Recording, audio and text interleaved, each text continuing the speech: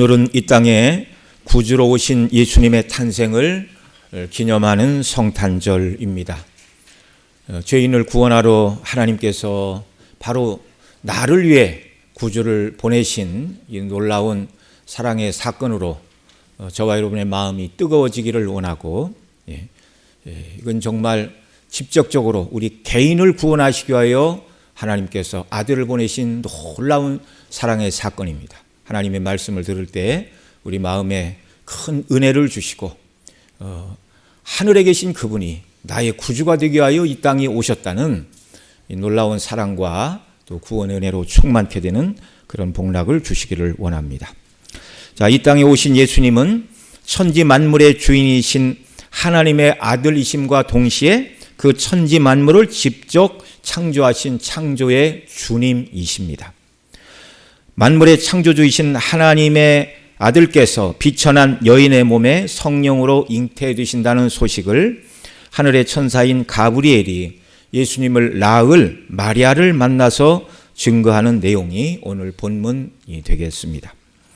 구약에서도 하나님의 사자가 나이가 많도록 자녀를 낳지 못했던 사람들을 찾아가서 아들을 낳을 것이다, 이런 약속을 주었죠. 바로 이삭을 100세에 낳은 아브라함에게 그런 약속을 주셨고, 또 삼손의 아버지 마누아를 찾아가셔서 아들을 낳을 것이란 그런 약속을 주셨습니다.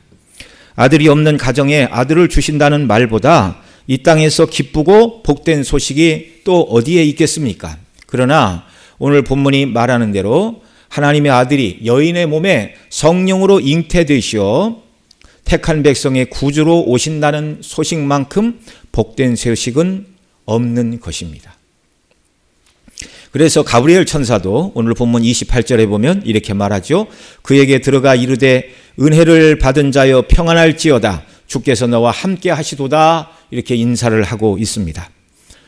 킹 제임스 버전에 보면 이 28절 마지막 부분에 여인 중에 내가 복이 있도다 라는 말을 덧붙이고 있습니다. 이 말은 다른 사본 중에는, 어떤 신약의 사본 중에는 이 28절 하반절에 여인 중에 내가 복이 있도다라는 말이 붙어 있는 사본도 있다, 그런 말이죠.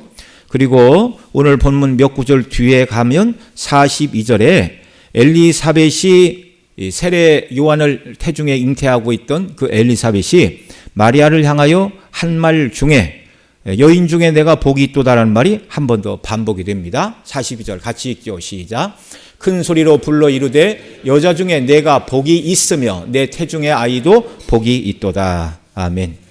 자, 마리아는 예수님을 잉태함으로 여인들 중에 가장 복이 있다는 축하를 천사에게 받았고, 세례 요한을 잉태한 엘리사벳에게 받았고, 뿐만 아니라 또 누가복음 11장 27절에 가면 마리아가 복 있는 여인이라는 것을 당시 사람들도 증거를 하였습니다. 거기 누가복음 11장 27절도 같이 읽죠. 시작. 이 말씀을 하실 때 무리 중에 한 여자가 음성을 높여 이르되 당신을 뵌 태와 당신을 먹인 젖이 복이 있나이다 하니 예수께서 이르시되 오히려 하나님의 말씀을 듣고 지키는 자가 복이 있느니라 하시니라. 그 예수님을 낳은 마리아가 복이 있다라고 여인들이 이야기를 할 때, 이건 이제 마리아가 예수님을 낳은 지 30년도 훨씬 더 지난 다음에 세상 여인들이 당신을 낳은 마리아가 복이 있습니다, 이렇게 말할 때 예수님이 그게 복입니까? 그렇게 말씀하지 않으셨어요. 이걸 부정하지 않으시고 예수님을 낳은 마리아가 복될 뿐만 아니라 여러분들도 복될 수가 있습니다. 그걸 말하고 있죠. 28절에서. 자, 마리아만 복될 뿐만 아니라 또 누가 복되다고요? 하나님의 말씀을 듣고 지키는 자가 복이 있다. 이 복을 주시기 위하여 예수님이 마리아의 태를 통하여 이 땅에 잉태되시고 태어나셨다는 말입니다. 여러분, 하나님의 아들을 태중에 잉태하고 낳았다. 참 영광스러운 일이죠. 여러분, 구약시대에 하나님의 처소가 있었습니다. 하나님의 처소, 성막, 성전. 거기에 하나님께서 영적으로 임재하신 것이죠. 이 구약의 성전들은 참 성전이신 예수님과 예수님 안에서 성전된 성도들의 모형이었는데, 그러나 마리아처럼 직접적으로 사람의 몸을 입으신 하나님의 아들을 자기의 태에 품은 진정한 의미의 성전은 이 여인 마리아밖에 없었다. 그런 말입니다. 참, 마리아만 누린 특별한 특권이었습니다. 참으로 놀라운 일이죠. 정말 하나님께서 마리아에게 이런 특별한 은혜를 주심으로 말미암아 예수님이 우리의 구주로 이 땅에 오시게 되었다는 말입니다. 마리아는 가브리엘 천사가 너는 은혜를 받았고 하나님이 함께 하시며 특별한 복을 받은 여인이라는 인사말을 건네자 마리아는 놀랐습니다. 그것이 오늘 본문 29절입니다. 29절 같이 읽죠. 시작. 처녀가 그 말을 듣고 놀라 이런 인사가 어찌 민고 생각하매. 아멘. 자, 마리아가 놀랐어요. 예수님 당시의 유대 여인들은 일반적으로 20살이 되기 전에 대부분 결혼을 하였습니다. 홀로 있는 어리고 젊은 처녀 마리아에게 천사가 찾아왔어요. 그건 하늘이 열렸다 그 말이죠. 그리고 마리아가 놀라지 않을 수가 없습니다. 너무너무 무서운 광경이에요. 매우 놀랍고 무서웠습니다. 여러분, 사람이 하나님을 모셔 섬기는 죄 없는 천사의 방문을 받는 일은 흔한 일입니까? 흔하지 않는 일입니까? 흔하지 않아요. 성경에 몇 번 기록되어 있지 않는 일입니다. 이 한 장 뒤인 오늘 새벽에도 제가 증거한 말씀인데 누가복음 2장에 보면 예수님 탄생하시던 그 밤에도 그 밤에 베들레헴 목자들에게 하늘을 열고 하늘의 천사들이 나타나 구주가 나셨음을 전할 때 오늘 우리가 읽은 교동문에도 있죠. 그들이 매우 두려워하였습니다. 매우 두려워하였어요. 하늘이 열리고 주의 영광이 그들을 둘러 비추자 처음 보는 광경이었죠. 죄인들에게 하나님을 섬기던 거룩한 천사들이 임하자 크게 무서워하는지라 그렇게 말했어요. 그러자 천사가 그들에게 말합니다. 무서워 말라. 보라 내가 온 백성에게 미칠 큰 기쁨의 좋은 소식을 전하러 왔노라.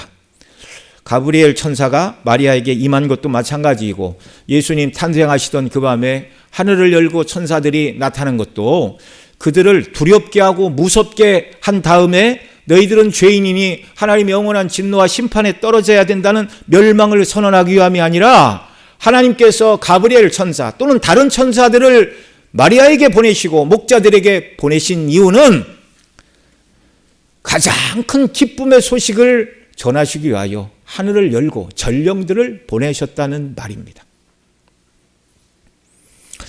30절에서 가브리엘 천사가 말하죠.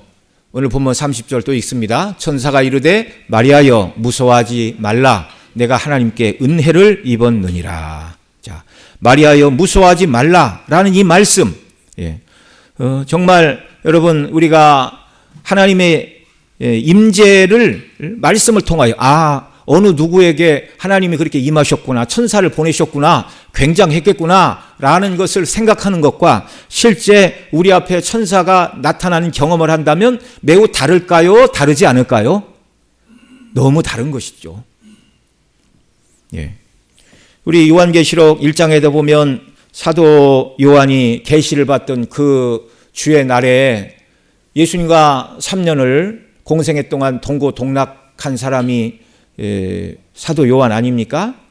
주님의 가장 사랑하시던 제자, 주님 품에 이렇게 안겨서 누워 떡을 먹던 제자가 요한이었어요. 그런데 자기의 하늘이 열리고 환상 가운데 하늘에 계신 주님의 모습을 볼 때 뭐라고 그럽니까? 내가 볼 때 그 발 아래 엎드러져 죽은 자같이 되매 그가 오른손을 내게 얹고 이르시되 두려워하지 말라. 나는 처음이요 마지막이니라. 그리고 손을 얹고 이 사도 요한을 위로해 주셨습니다.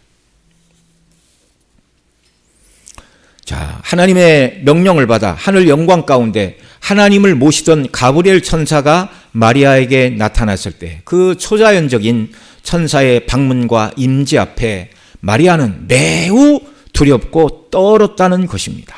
두렵고 떨던 그 여인 마리아에게 가브리엘 천사는 위로와 소망의 말을 전하고 있습니다. 천사가 이르되 마리아여 무서워하지 말라. 내가 하나님께 은혜를 입었느니라. 천사가 놀라거나 무서워 말라고 말하며 내가 하나님께 은혜를 입었으며 복을 받은 여인이라고 말하고 있는 구체적인 내용은 이제 31절로 33절이 되겠습니다. 같이 읽지요. 보라, 내가 잉태하여 아들을 낳으리니 그 이름을 예수라 하라. 그가 큰 자가 되고 지극히 높으신 이의 아들이라 일컬어질 것이요 주 하나님께서 그 조상 다윗의 왕위를 그에게 주시리니 영원히 야곱의 집을 왕으로 다스리실 것이며 그 나라가 무궁하리라. 아멘.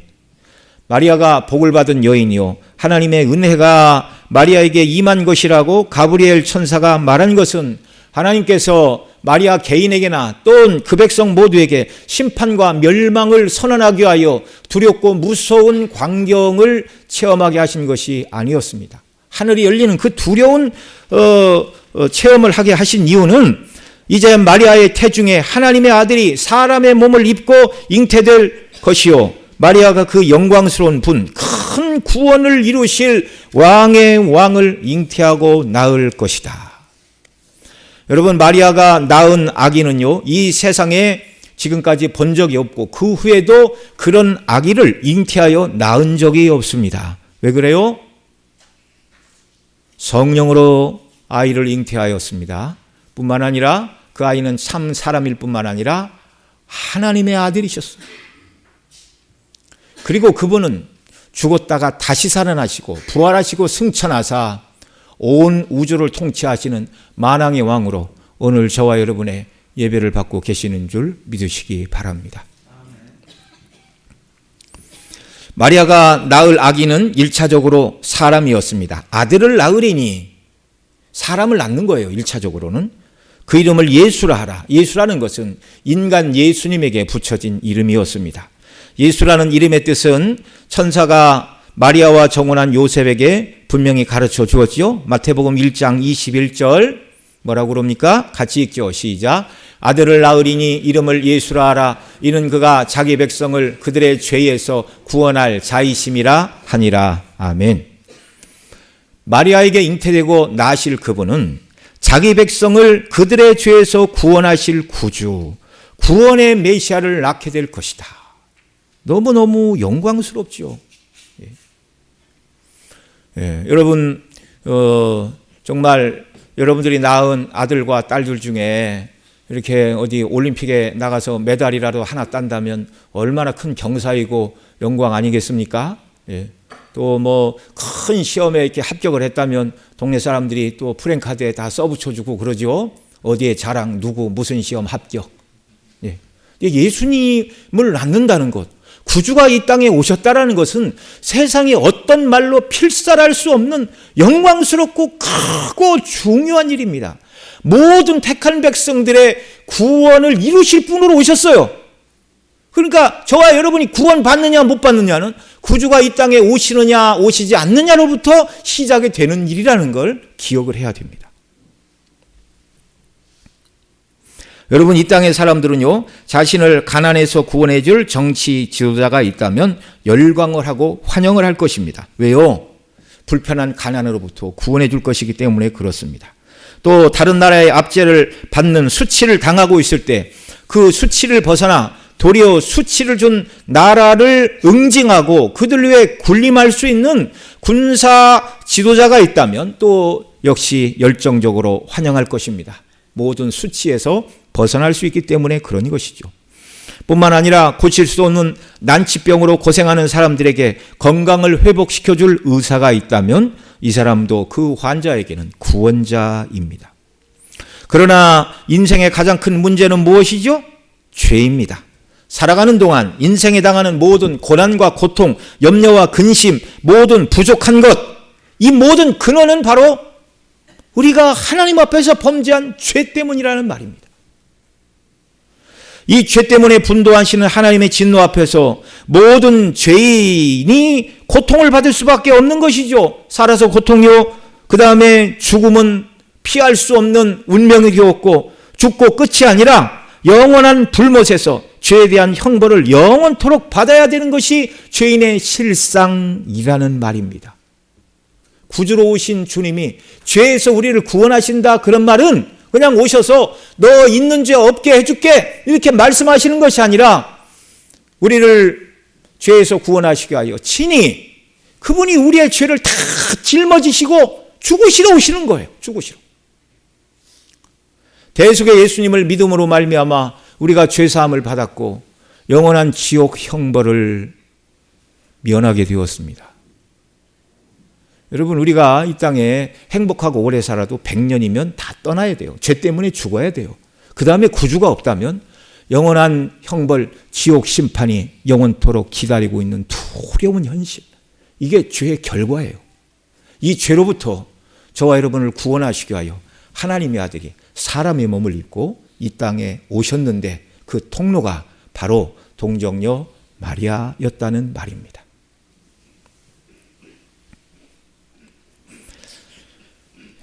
인생의 비참의 실상, 가진 것이 없고 일생 어려움과 고난투성이의 삶, 죄라는 것이 비참의 원인이고 이 죄가 원인이 되어 모든 불행과 아픔과 육체의 죽음과 영원한 형벌의 진노를 받아야 되는 이 자리에서 우리를 구원하시기 위하여 하나님의 아들이 사람의 몸을 입고 이 땅에 구주로 오셨습니다. 그래서 성탄이 기쁘고 즐거운 것입니다. 저도 어려서는 성탄절에 눈이라도 오기를 간절히 바랬는데 드디어 오늘 눈이 왔더구만요. 여러분, 세상적으로 믿지 않는 사람들도 성탄절을 기다립니다. 출근 안 하고 쉬어서 좋은가요? 믿지 않는 사람들은요, 죄악이 충만한 날이에요. 죄에서 구원하시기 위한 구주가 오셨는데 오히려 믿지 않는 사람들은 더 세상적으로 살아감으로 죄와 악을 지을 뿐이라는 말입니다. 이게 참 아이러니한 일이죠. 그런데 우리에게는 믿음을 주셔서 이 죄의 근원적인 문제를 해결하신 구주가 오셨다. 이것으로 기뻐하고 감사하는 역사가 있기를 바랍니다. 우리 학생들 마음도 충분히 이해를 해요.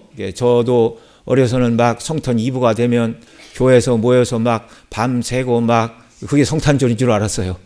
네. 그러나 성탄은 구주께서 우리 죄를 위하여 오셨다는 사실을 완전히 깨닫고 묵상하고 기뻐하며 감사하는 절기인 줄 믿으시기 바랍니다. 그리스도인이 믿지 않는 사람과 좀 다르게 성탄절을 보내야 하지 않겠습니까?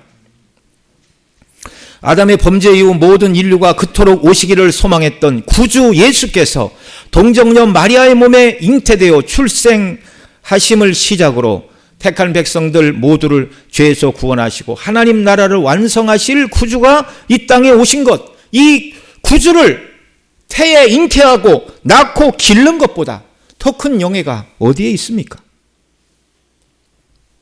그래서 이 여인 마리아는 정말 복되고 복된 여인입니다. 마리아가 낳을 아들 예수는요, 사람일 뿐만 아니라 또한 그분은 하나님의 아들이십니다. 32절 다시 한번 더 읽죠. 그가 큰 자가 되고 지극히 높으신 이의 아들이라 일컬어질 것이요 주 하나님께서 그 조상 다윗의 왕위를 그에게 주시리니. 자, 큰 자가 되고 지극히 높으신 이의 아들, 하나님을 둘러 말할 때 지극히 높으신 분 이렇게 표현을 하는 것입니다. 자, 예수님은 지극히 높으신 자 곧 하나님의 아들이라 일컬음을 받을 것이라 분명히 말하고 있어요. 그리고 그 뒤에 35절에 가면 천사가 더 분명하게 말합니다. 35절 천사가 대답하여 이르되 성령이 내게 임하시고 지극히 높으신 이의 능력이 너를 덮으시리니 이러므로 나실 바 거룩한 이는 하나님의 아들이라 일컬어지리라. 아멘. 동정녀 마리아가 낳을 아기는 그 이름은 예수, 죄에 빠진 백성들을 구원하시기 위하여 하나님께서 참 사람의 몸에 하나님의 아들, 그러니까 마리아가 낳을 예수님은 참 사람이심과 동시에 참 하나님이셨다는 말입니다. 여러분, 이 땅에 수많은 여인들이 자녀를 낳았습니다. 그러나 누가 사람의 몸을 입고 이 땅에 오신 참 사람이시며 동시에 참 하나님이신 분을 그 태중에 잉태하고 낳고 양육한 여인은 마리아 외에 누가 있다는 말입니까? 나이 어린 마리아에게 이 일은 쉽지 않았어요. 서두에도 당시 유대 사회의 여인들은 20살 이전에, 그러니까 15살 넘으면 16, 17, 그때가 이제 결혼 이제 정년기로 생각하던 그런 시대였습니다. 우리로 보면 이제 고등학생들이에요, 고등학생들. 그 나이 어린 연약한 여인을 찾아가서 하늘이 열리고 천사가 임하는 두려운 경험을 하고 있는데 그 천사가 꿈에도 생각하지 못한 말, 네가 아들을 낳을 것인데 그 아들은 하나님의 아들이다. 다윗의 왕위를 이을 아들을 내가 낳을 것이다. 좀 더 해석을 하면 구약부터 기다리던 메시아를 내가 잉태하고 낳고 그 아들로 말미암아 택한 백성이 구원을 받게 된다. 이건 정말 마리아에게 있어서 감당하기 어려울 만큼 너무나 큰 약속의 말씀이었어요. 그런데 믿음의 여인 마리아는요, 하나님께서 세상의 구주로 그 아들을 보내시되 자기의 태를 통하여 잉태하게 하시고 낳게 하시고 기르게 하신다는 이 말을 천사를 통하여 하나님이 증거하실 때 마리아는 어떻게 했어요? 순종했어요. 순종했어요. 결혼을 앞두고 있던 동정녀 마리아에게 천사를 통한 하나님의 계획을 듣고 그 뜻에 순종하는 것은 목숨을 거는 행동이었습니다. 이 뒤에 나는 사내를 알지 못하는데 어찌 이런 일이 있습니까? 그랬더니 너와 정혼한 요셉을 통하여 아들을 낳는 것이 아니라 성령으로 아들을 잉태하고 낳을 것이다. 이렇게 얘기하잖아요. 예수님 이 땅에 계실 때 가늠한 여인들을 사람이 잡아와서 모세율법에는 돌로 치라 하였는데 어찌하면 좋습니까? 이렇게 물었잖아요. 예. 세상적으로 말하면 세상 사람들의 눈으로 보면 요셉이 마리아의 몸에 잉태된 아들은 내 아들 아니다 그러면 사생아가 되는 것이고, 마리아는 돌에 맞아 죽을지도 모르는 그 참 극심하고 무섭고 두렵고 떨리는 일을 하나님의 뜻이면 내가 순종하겠습니다라고 받아들이고 있다는 말입니다. 여러분, 믿음의 조상 아브라함도 복을 받은 사람이죠. 창세기 12장 2절에 보면 이렇게 말합니다. 내가 너로 큰 민족을 이루고 내게 복을 주어 내 이름을 창대케 하리니 너는 복이 될지라. 이 약속의 말씀을 받고 본토 친척 아비의 집이 있던 갈대아 우르를 떠난 아브라함은 믿음의 조상이 되는 복을 받았습니다. 그러나 성경에 기록된 아브라함도 모세도 다윗도 이룰 수 없는 구속을 이룬 분은 바로 예수님이셨어요. 마리아가 낳은 예수님이셨어요. 여러분, 구속사 밖에도 세상에 뛰어난 인물들이 많이 있었죠. 세계를 통일한 알렉산더 같은 사람, 그러나 그도 구속주가 아니었습니다. 오늘날 철학의 아버지로 불리는 소크라테스나 그의 제자 플라톤, 대단한 철학자들, 그들을 능가하는 철학자가 나오지 않고 있습니다. 죄에 빠진 인간을 구원하는 일에 위대한 인류의 스승이라는 철학자들도 사람의 구원을 위해 아무런 일도 할 수가 없는 것입니다. 구원은 사람에게 속한 문제가 아니기 때문에 그런 거예요. 오래전에 기독교 이외에 수많은 이방의 종교들이 일어나 죽은 다음에 문제에 대하여 염려하고 근심하고 자기들 나름대로의 방법들을 생각해냈지만 그것은 구원의 길이 아니었습니다. 성경이 뭐래요? 천하 인간의 구원을 얻을 다른 이름을 주신 일이 없느니라. 만약에 사람들이 만들어내는 이방 종교의 방식으로 구원을 얻을 수 있다면 굳이 하나님의 아들이 동정녀 마리아의 몸에 사람의 몸을 입고 이 땅에 오셔서 죽으실 이유가 없는 거예요. 세상에 존재하는 수많은 종교들을 의지하여 구원을 얻을 수 있다면 그 종교 중에 하나를 붙들고 살면 되는 것입니다. 그런데 그건 구원의 길이 아니에요. 간혹 기독교 안에도 다른 종교의 구원이 있다 이렇게 말함으로 말미암아 사람들을 멸망길로 인도하는 악한 자들이 있어요. 그건 몰라서 무식해서 한 말 정도가 아니라 악한 영에 사로잡히지 않으면 그런 말을 할 수가 없는 것입니다. 우리의 구주는 동정녀 마리아의 몸에 참 사람의 몸을 입고 이 땅에 오신 하나님의 아들, 그분이 이루신 완전한 의와 대속의 십자가를 믿는 믿음 이외에 다른 구원의 길은 없는 줄을 분명히 믿으시기 바랍니다. 33절에서 예수님은 다윗의 위를 이을 영원한 왕이라고 천사가 말하고 있어요. 영원히 야곱의 집을 왕으로 다스릴 것이며 그 나라가 무궁하리라. 마리아가 낳을 예수님은 구속을 완성하시고 영원히 야곱의 집, 곧 택한 백성들로 이루어질 하나님의 나라, 영원한 하나님 나라의 왕의 왕이 되시고 지금도 저와 여러분을 통치하는 줄을 믿으시기 바랍니다. 그런 분이 이 땅에 오시는 통로로 쓰임받은 것은 영광 중에 영광인 줄 믿습니다. 여기 우리 사랑하시는 우리 학생들, 우리 유초동 어린이들, 중고등부 학생들, 청년들도 있는데 여러분 앞으로 무슨 꿈을 꾸고 있나요? 이런저런 일을 하겠다는 꿈도 아름답지만 이 땅에 하나님의 말씀을 증거하는 설교자로 부르시는 은혜가 가장 큰 은혜인 줄을 믿으시기 바랍니다. 네. 오늘날 로마교회에서는 이 마리아를 하나님의 어머니라고 부르면서 마리아는 원죄 없는 복된 여인이다. 그러나 거짓된 말이에요. 마리아가 원죄가 없어서 예수님을 잉태하고 낳은 것이 아닙니다. 그 여인도 원죄를 갖고 태어난 똑같은 죄인이지만 예수님이 죄 없는 참 사람으로 오실 수 있었던 이유는 성령으로 잉태되셨기 때문입니다. 마리아가 원죄가 없다면 그 마리아를 낳은 그 어머니도 원죄가 없어야 돼요.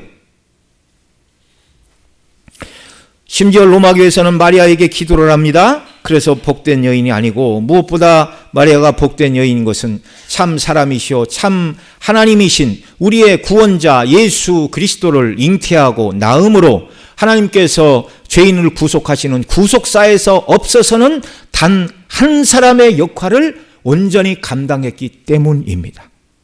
뿐만 아니라 마리아가 복된 것은 자기가 낳은 그 예수 그리스도를 믿음으로 구원받아 천국 백성이 된 것이 또한 복된 일입니다. 이 복은 예수님 믿는 저와 여러분도 받았어요. 저와 여러분 모두가 주의 뜻이 이루어지고 하나님 나라가 확장되고 어두운 이 세상에 빛으로 오신 그리스도를 증거하는 일로 쓰임받는 일이 또한 복된 일인 줄 믿으시기 바랍니다. 자, 그러면 예수님께서 마리아의 몸에 잉태되시는 과정은 어떻게 이루어진 것이죠? 34절 같이 읽습니다. 마리아가 천사에게 말하되 나는 남자를 알지 못하니 어찌 이 일이 있으리이까? 여기 나는 남자를 알지 못한다. 이 말은 사람들이 태어나는 보통의 출생 방법을 취한 바가 없다. 나는 동정녀다. 그 말입니다.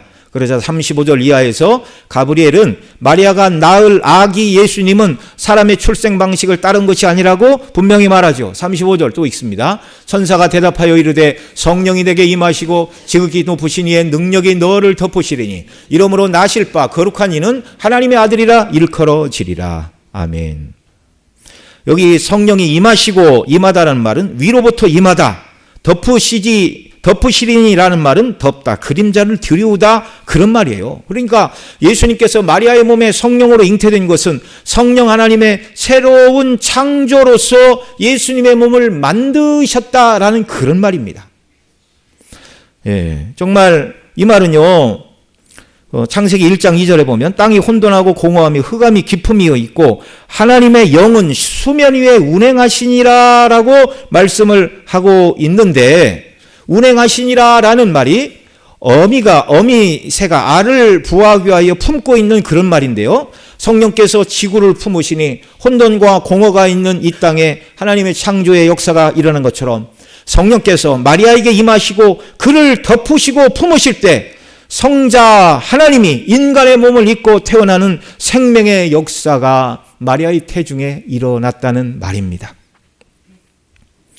천사는 불가능해 보이는 일을 이루시는 하나님의 능력이 마리아의 친족 엘리사벳에서도 일어났다는 걸 36절에 말하죠. 또 있습니다.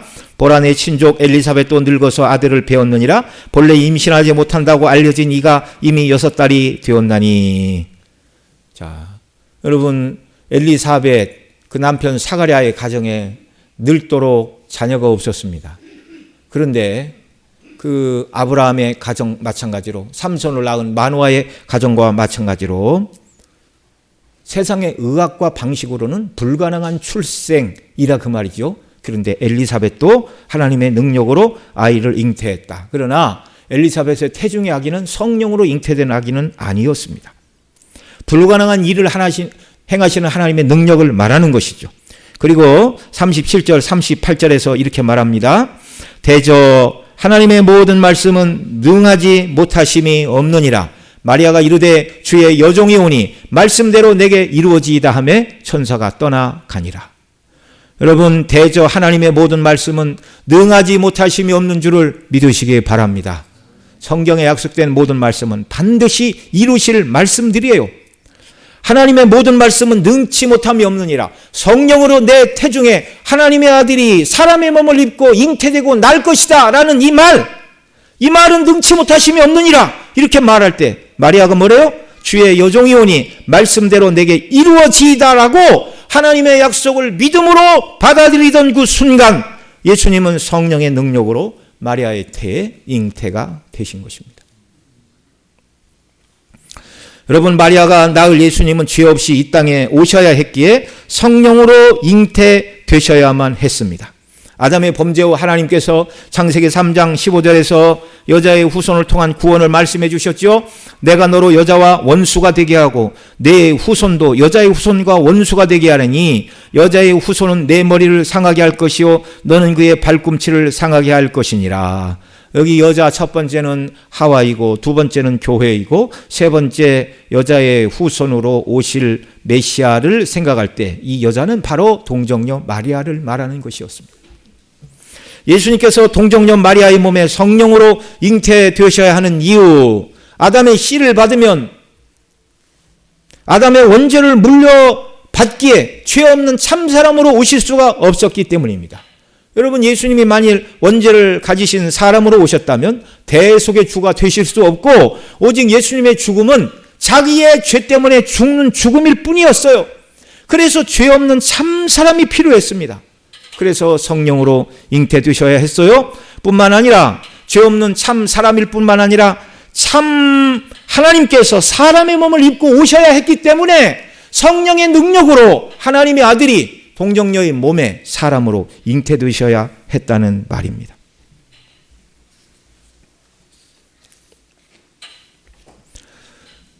예수님은 성령의 능력으로 사람의 참몸을 입고 이 땅에 태어나셨죠. 젊은 시절 어거스틴이 빠졌던 마니교에서는 예수님은 진짜 육신을 가지는 분이 아니라고 주장을 했습니다. 이런저런 초대교회 영지주의 영향을 받은 한 분파인 도케티즘파가 나타났는데, 도케티즘은 헬라어의 도케오, 보이다라는 뜻에서 나온 말이었는데요. 예수님의 몸은 실제 몸이 아니고 몸처럼 보이는 환상일 뿐이다, 이런 주장이었습니다. 그러니까 영지주의는 영은 선하고 육은 악한데 어떻게 선하신 영이신 하나님이 육체를 입고 오느냐, 세상 철학을 가지고 성경을 풀다 보니까 이상한 오류에 빠지게 된 것이죠. 그건 잘못된 것입니다. 여러분, 어디 성경에 영은 선하고 육은 악하다고 그래요? 영혼과 육체가 같이 타락했어요. 일고의 가치도 없는 주장이나 만일 예수님이 우리와 같은 몸을 입고 이 땅에 오신 분이 아니라면 예수님의 십자가의 죽으심은 실체가 아니고 허상일 뿐이고, 그렇다면 저와 여러분이 구속받을 구속의 근거 자체가 다 사라져 아무도 구원받을 수가 없는 것이에요. 예수님은 참몸을 입고 이 땅에 오신 사람임과 동시에 하나님이시라는 사실을 우리가 반드시 믿어야 하는 것입니다. 동정녀 마리아의 몸에 성령으로 잉태되어 나신 아기는 사람이라고 말씀을 드렸죠. 우리 교단 표준 문서로 받은 웨스트민스터 대의문답 39분에서 왜 중보자가 사람이셔야 하는가를 이렇게 묻고 답하고 있습니다. 39문 제가 문제를 읽으면 답은 여러분 읽어주시기 바랍니다. 왜 중보자가 사람이실 것이 필요하였습니까?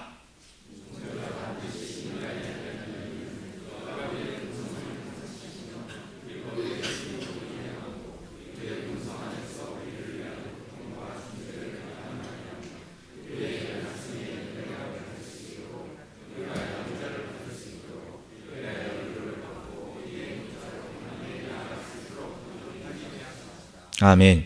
자, 17세기 영국의 청교도 설교자 중 한 사람인 아이작 암브로스는 우리 구주는 왜 참 사람이셔야 하는 것을 설명을 했어요. 여기 대요리 문답에 나온 그 답에 대한 설명이 될 것입니다. 첫째로 아이작 암브로스는 이렇게 말했어요.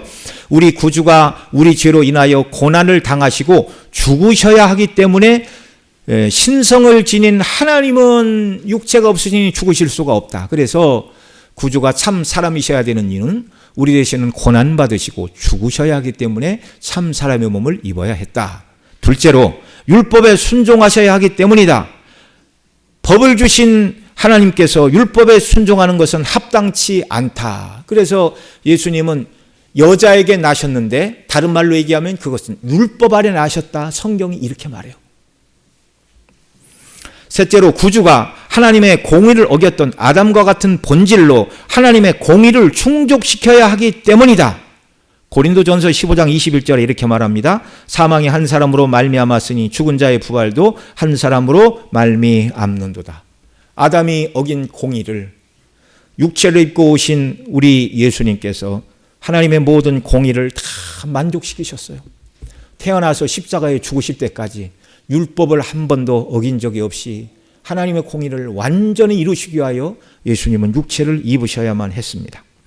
또한 넷째로 히브리서 2장에 있는 말씀을 가지고 이렇게 설명합니다. 우리에게 있는 대제사장은 우리의 연약함을 동정하지 못하실 이가 아니요 모든 일에 우리와 똑같이 시험을 받으신 이로되 죄는 없으시니라. 그가 무지하고 미혹된 자를 능히 용납할 수 있는 것은 자기도 연약에 휩싸여 있음이라. 바로 예수님이 저와 여러분을 용납하고 동정하고 우리를 위하여 대속의 제사를 드리고 우리를 위하여 중보할 대제사장이 되시기 위해서 육체를 입으셔야만 했다. 이렇게 가르쳤습니다.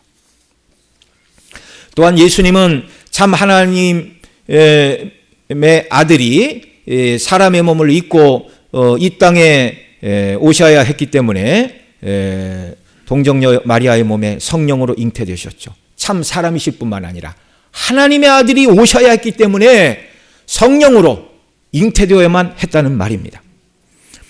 대유리문답 37문과 37문에서 하나님의 아들께서 동정녀 마리아의 몸에 나시게 된 것을 이렇게 묻고 대답합니다. 제가 37문 먼저 읽죠. 그리스도는 어떻게 하나님의 아들로 사람이 되셨습니까?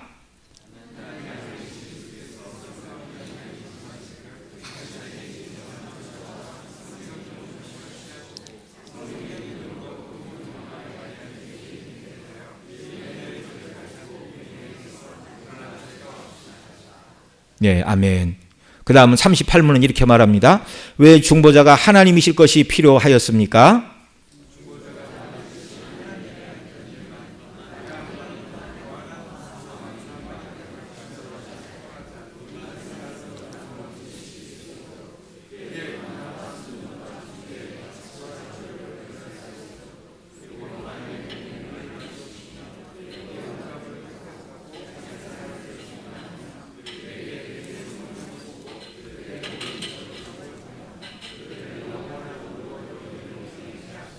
아멘. 예.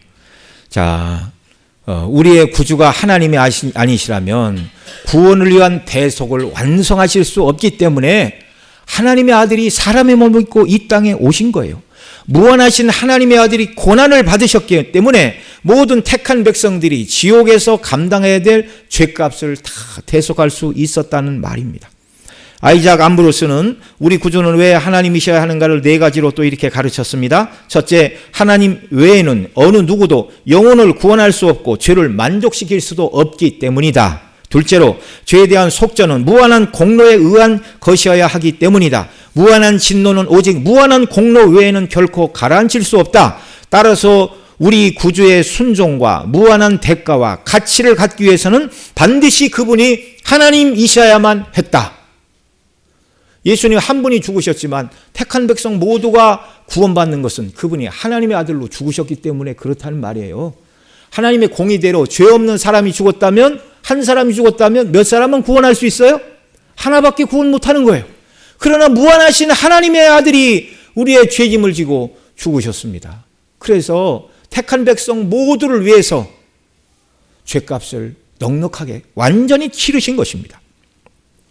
셋째로, 하나님의 진노의 짐을 유한한 피조물은 결코 감당할 수 없기 때문이다. 이렇게 아이작 암브로스는 가르쳤어요. 따라서 우리 구주가 지니신 신적 능력으로 진노의 짐을 다 짊어지시고 인성을 유지하시기 위해서 그분은 반드시 하나님이셔야만 했습니다. 넷째, 우리 구원을 막는 원수가 우리가 대적하기에는 너무나 강하기 때문이다. 어떤 피조물이 사단과 죽음, 지옥, 심판과 대적에서 이길 수 있겠는가? 그것을 이기기 위해서는 하나님의 능력이 필요하다. 죽음의 세력을 잡은 자, 마귀를 파괴할 수 있는 분은 오직 하나님 이외에는 없기 때문에 그분이 우리를 구원하시기 위하여 하나님의 아들이 육체를 입고 마리아의 몸에 잉태되시고 태어나시고 율법을 지키시고 대속의 십자가에서 죽으시고 다시 살아나 우리의 구주가 되셨다는 말입니다. 우리가 늘 예배 시간에 듣는 말이지만 성도들은 이 말을 들을 때마다 마음이 뜨거워져야 돼요. 다른 걸로 구원받는 게 아니잖아요. 영원한 천국과 지옥이 우리 구주께서 행하신 이 일로 말미암아 결정된다는 말입니다. 이 구원을 완전히 이루어 주셨어요. 예수님은 십자가에서 달려 죽으시고 장사되셨습니다. 그래서 예수님은 참 사람이십니다. 그러나 죽은 자 가운데서 다시 사셨고 하늘로 올라가셨습니다. 그리고 마지막 날에 하늘로부터 산 자와 죽은 자를 심판하러 다시 오실 것입니다. 그래서 예수님은 참 하나님이십니다. 마리아가 복된 것은 하나님의 아들이 참 사람의 몸을 입고 오셔서 구속을 이루실 구속자를 이 땅에 태어나게 하는 통로로 쓰임을 받았다는 것입니다. 더 감사한 것은 자신이 낳은 예수님의 대속의 은혜, 그 십자가의 구속을 믿음으로 마리아도 구원받아 천국 백성이 된 것입니다. 여러분, 마리아가 구원받은 것은 예수님을 낳은 공로가 아니에요. 십자가에 못 박혀 죽으신 예수님을 믿음으로 역시 마리아도 구원을 받았습니다. 오늘 우리의 구주로 오신 예수님을 믿음으로 구속함을 받은 저와 여러분, 마리아처럼 복된 사람들임을 믿으시기 바랍니다. 또한 서두에 말씀을 드렸는데 예수님은 예수님을 낳은 마리아가 복되다란 여인들의 말씀을 들으시고 마리아뿐만 아니라 하나님의 말씀을 듣고 지키는 자가 다 복이 있다고 선언해 주셨어요. 마리아가 받은 복, 그 복이 오늘 우리의 복이 되기를 바랍니다. 말씀을 지키고 순종하여 정말 이 말씀을 지키는 자들이 받는 복이 무엇입니까? 이 말씀을 지키는 자들이 받는 복을 크게 우리가 나누어서 두 가지로 나눌 수가 있습니다. 첫째는 이 말씀에 순종하여 그리스도의 장성한 분량까지 자라나는 영적인 성숙, 성화를 말하는 것입니다. 여러분, 저와 여러분이 다른 걸로 거룩해지는 게 아니에요. 무엇으로 거룩해진다고요? 하나님의 말씀으로, 말씀대로 순종함으로, 말씀을 이름으로 그리스도의 형상을 이루게 되는 줄 믿으시기 바랍니다. 이 완전한 성화의 모습, 영화된 모습으로 주 앞에 서는 거예요. 죄가 덕지덕지하고 또 그 영혼 속에, 심령 속에 죄를 짓고자 하는 그런 욕망이 가득한 상태로 천국에 들어가 주님 앞에 서는 것이 아니라 완전히 성화된 상태로 주 앞에 서게 되는 줄을 믿으시기 바랍니다. 그래서 이 땅에서 복된 성도는요, 날마다 하나님 말씀을 통해서 그리스도의 형상을 이루어가고 닮아가는 것이에요. 뿐만 아니라 하나님의 말씀을 지키는 자가 복된 이유는 하나님께서 우리에게 명하신 사명, 우리 개개인 모두에게 예수님의 제자로 살아갈 것을 명하셨죠.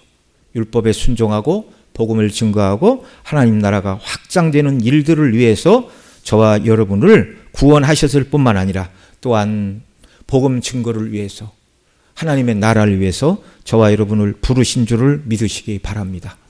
우리 예수님은요, 하나님의 뜻에 죽기까지 순종하신, 완전히 충성하신, 충성된 증인이신 것을 여러분 믿으시기 바랍니다. 그러니까 예수님 믿고 완전히 성화되고 하나님의 뜻대로 온전히 살아가는 사람의 최종적인 모습은 성품적으로 그리스도를 닮을 뿐만 아니라 예수님이 하나님의 뜻대로 완전히 자기 자신을 드려 죽기까지 순종하신 것처럼 이 땅에서의 내 삶의 목적은 하나님께 충성하는 것이라고 여기고 주님의 나라와 영광을 위하여 자기 자신을 다 드려 충성하는 사람, 바로 이 사람이 복된 사람인 줄을 믿으시기 바랍니다. 주께서 우리를 구원하시기 위하여 이 땅에 오신 성탄절 예배를 드리면서 정말 이 복, 마리아가 받은 이 복, 그 여인은 정말 목숨을 걸고 하나님의 아들을 태중에 받아 낳고 기르는 일을 감당하겠다고 믿음으로 순종한 여인이에요. 오늘 우리에게도 마리아의 순종과 같은 순종이 있기를 원합니다. 말씀에 순종하여 그리스도를 닮고 또 말씀에 순종하여 하나님 나라를 확장하고 아직 어두움 가운데 빛으로 오신 예수님을 모르는 자들에게 이 예수님을 증거하고 나타내고 소개하고 자랑하는 저와 여러분의 복된 삶이 되시기를 간절히 소원합니다. 기도하겠습니다. 우리 들은 말씀 붙들고 함께 기도합니다.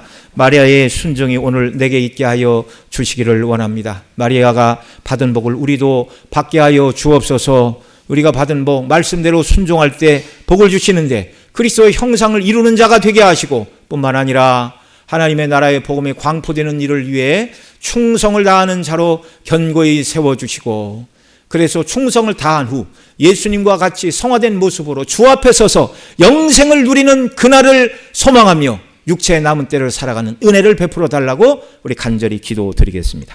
사랑하시는 아버지 하나님, 고맙고 감사합니다. 예수님 이 땅에 오신 날을 기념하는 성탄 찬미 예배를 드리며 오늘 우리에게 마리아에게 주신 은혜와 복락 오늘 또 우리에게 주시기를 간구하나이다. 마리아의 태중에 성령으로 잉태되신 예수님은 참 사람이었고 참 하나님이셨습니다. 정말 우리 죄를 감당하셔야 했기 때문에 참 사람이셔야 했고 무한하신 하나님의 진노를 다 받아내시고 부활하셔야 했기에 하나님의 아들이 사람의 몸을 입고 이 땅에 오셔서 율법 아래 순종하셨고 죽으셨고 부활하심으로 말미암아 우리의 구원을 이루어 주셨습니다. 우리가 이 예수님 믿고 이 예수님 때문에 제사 받고 하나님의 자녀가 되었는데 주여 마리아가 받은 복을 우리에게도 더하여 주시옵소서.